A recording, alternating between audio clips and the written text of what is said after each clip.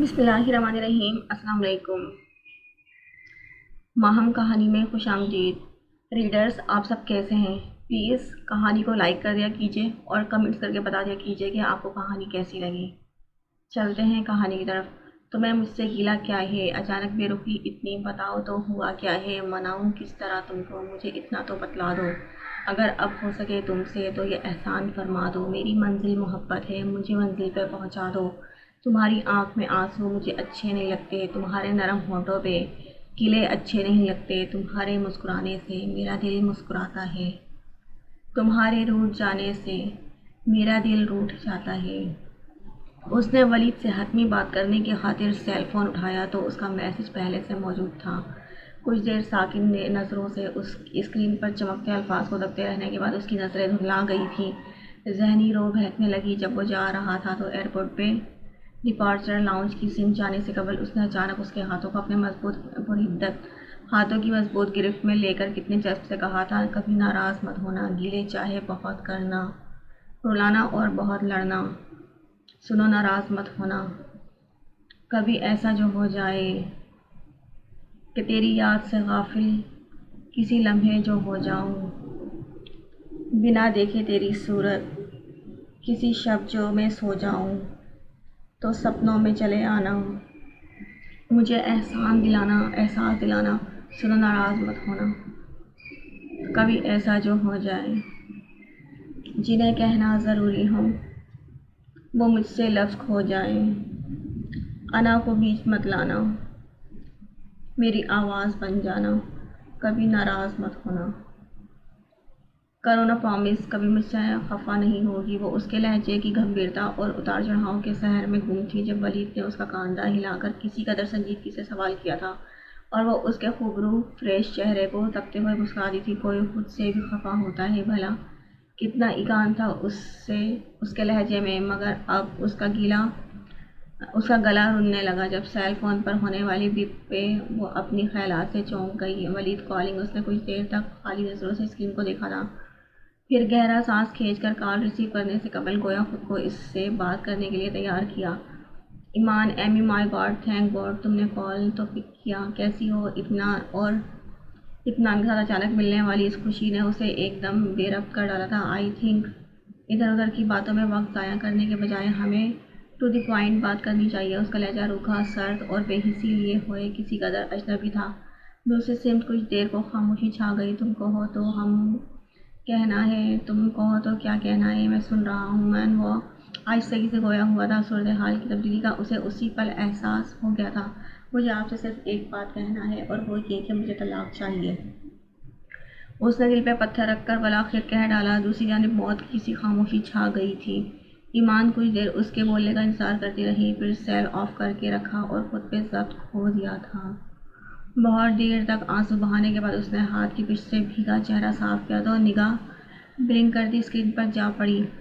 ولید حسن ایک بار پھر کال کر رہا تھا۔ وہ اس پوزیشن میں ہرگز نہیں تھی یہ مزید بات کرتی جب بھی آہستگی سے اٹھ کر کمرے سے نکل کر ٹیرس پہ جا کھڑی ہوئی، جبکہ کمرے کی نیم تاریکی میں بہت دیر تک موبائل کی اسکرین چمکتی رہی تھی۔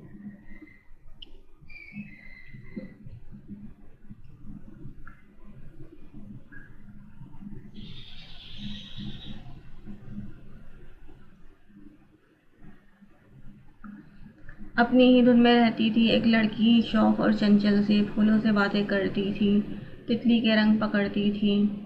ایک دھنک تھی اس کے آنچل میں، پھر جانے کیا طوفان آیا، تتلی کے رنگ بکھر گئے، آنچل کے رنگ بکھر گئے۔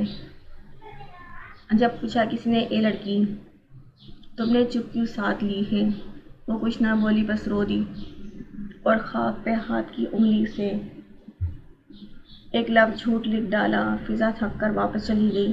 ولید نے بھی چپ سادھ لی تھی۔ ایمان جیسے اس پرخار راستے پر چلتے خود سے بچھڑی جا رہی تھی۔ یونیورسٹی آتی مگر کوئی بھی کلاس اٹینڈ کیے بغیر کیمپس کی نہر کے کنارے سر جھکائے بیٹھی رہتی، کبھی کینٹین جا کے بیٹھ جاتی۔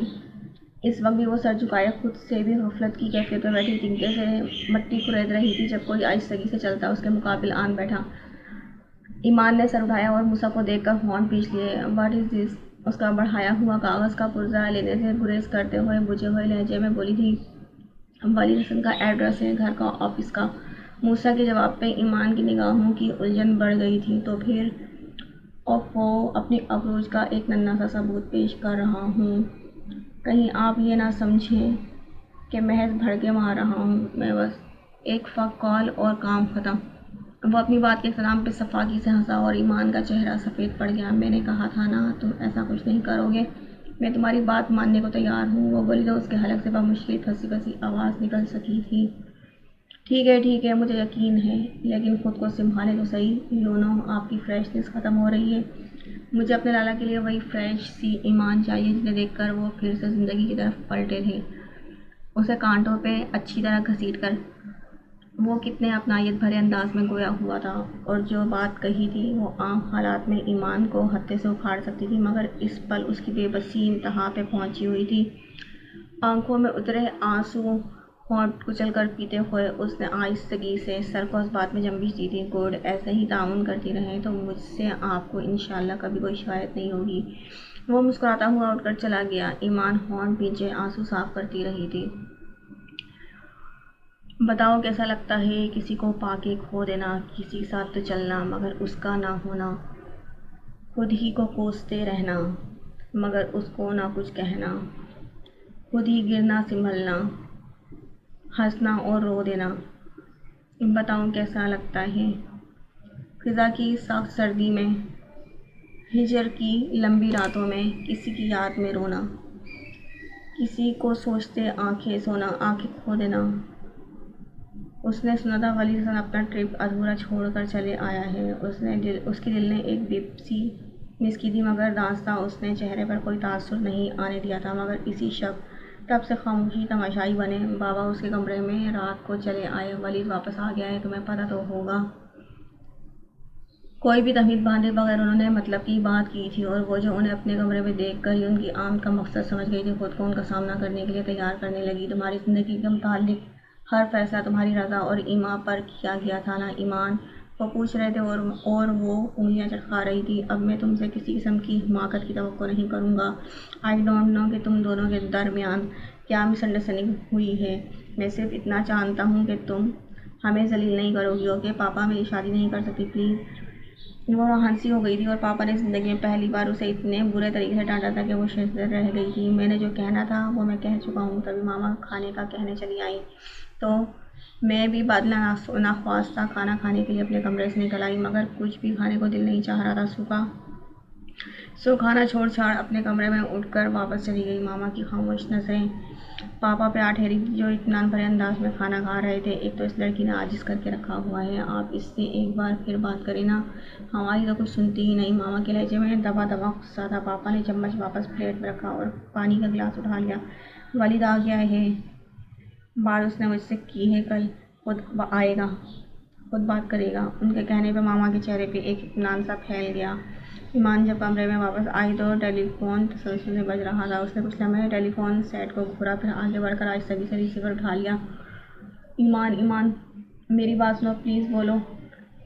वो जितनी बेकरारी बेताबी से कह रहा था, जवाबन ईमान का लहजा उसी कदर सर्द और रूखा हो गया था। तुम इस रोज़ मुझसे मजाक कर रही थी ना।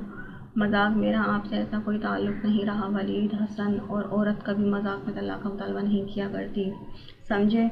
अहमकों की जन्नत से निकल आओ। तीखे लहजे में उसने एक एक लफ्ज़ चबा चबा कर कहा था, और दूसरे से वो जैसे बेतरा टूट फूट का शिकार हो गया था। क्यों कर रही हो ऐसा, मुझे बताओ, क्या गलती हुई है मुझसे। गलती आपसे नहीं, मुझसे हुई थी। जाने कैसा जाल फेंका था तुमने, अकल ही जब्त कर डाली मेरी, सब कुछ भुला दिया, और मैं अपने नज़दीक जो भी जैसा भी मिला उस पर काने होने लगी, जबकि तुम गवाह थे कि मैं तुम्हें पसंद नहीं करती थी। इतने सफाक अल्फाज वाली हसन के वजूद के परखचे उड़ा गए थे। तो तुम पछता रही हो मेरा इंतखाब करके। वो बहुत ताख़ीर से खुद को संभाल कर बोला, तो लहजे में तंजिया काट के साथ टूटे एतमाद की करचियों की चुभन भी थी। हाँ, वो वो वो दो टोक बोली, और सर्द जवाब था जो वलीद हसन को अंदर तक काट कर रख गया। मज़ीद कुछ भी नहीं रह गया था कहने सुनने को। उसने बेजान हाथों से सेल फ़ोन वापस जेब में रख लिया। सदे शुक्र के अम्मा भी अम्मा अभी कुछ देर कबल उठकर वहाँ से गई थी। वो आहिस्ता से उठा था और दरवाज़ा खोलकर बालकनी में आ गया। हवा सर्द थी, सहन में लगे पीपल के दरख्त के पत्ते हवा की शरारत पर बजते तो खामोश फिजा में जल तरंग बज उठते। वो सिगरेट की कश ले रहा था जब हवा की दोष पे लहराती आवाज़ ने उसकी तवज्जो अपनी जानब खींची। तुम मेरे कौन हो, तुमसे है ताल्लुक़ कैसा, तुम किसी धुन में लपटी हुई तन्हाई हो, मेरी शोहरत हो और दुआ हो, मेरी रुसवाई हो, तुम मेरे कौन हो, तुमसे है ताल्लुक़ कैसा। उसने जलती हुई सिगरेट होंठों के दरमियान रहने दी और रैकिंग से टेक लगाकर जलती आंखों से देखा। खेतों के पार गुलाबों के झुंड में जुगनू दमक रहे थे। उसे ईमान की बेरुखी पर एक बार फिर ताव आने लगा। जब भी कुछ सोचा और पलटकर कमरे में आ गया, जैकेट और सेल फोन उठाया और कमरे से निकलकर सीढ़ियाँ फांकता हुआ नीचे आया तो फिजा किचन में मसरूफ थी। कदमों की आहट पे खिड़की से झांका और उसे देखकर कुछ देर यूं ही तकती रही। आकिब कहाँ है भाभी, मुझे गाड़ी की चाबी चाहिए थी। अंदर हैं अपने कमरे में। इस वक्त कहाँ जा रहे हैं वली भाई। वो तशवीश में मुब्तला होती किचन से निकल आई थी। अभी सहन अबूर करके कमरे के दरवाजे तक ही पहुंची थी कि वो चाबी समेत बाहर आ गया था। इस वक्त कहाँ जा रहे हैं भाई। कुछ काम है, अम्मा को मत बताइएगा, लेकिन आप जा कर रहे हैं मुझे बता तो दें। फिजा को उसके कदमों का साथ देने का बाकायदा दौड़ लगाना पड़ी थी आपकी डियर सिस्टर से बाज़ाब्ता मुलाकात करने। वो रुक गया। फिजा ने एनर्जी सेवर की रोशनी में उसके चेहरे को खाइब नज़रों से देखा था।